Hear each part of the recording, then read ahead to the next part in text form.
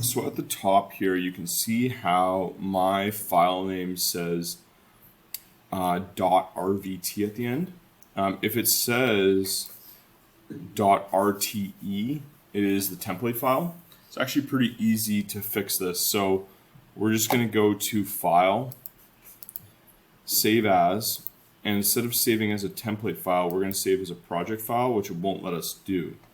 And so in order to actually do that, what we're going to do is we're going to close this template file, and we're going to go to File, New. We're going to go to New Project. But instead of using our normal template file, we're going to actually browse to find that template file that we just had open. So this is my midterm template here. You can see the RTE. We're going to go to Open, and we're going to create a new project. So make sure when you're opening template files, you always create a new project.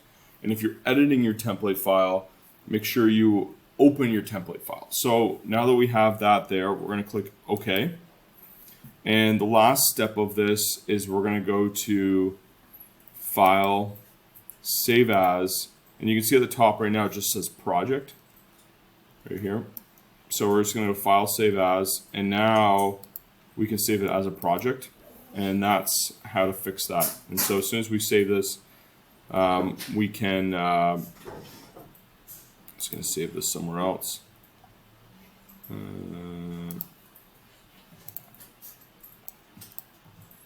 Yeah.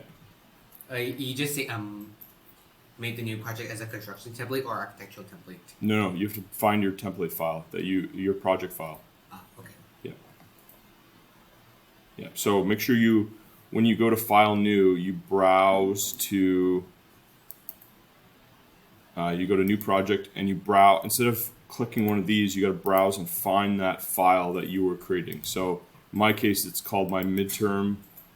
I call it midterm template, and it's done in RTE. So you basically open up the file that you were having problems with, and that's how you create it from a project file to a template file.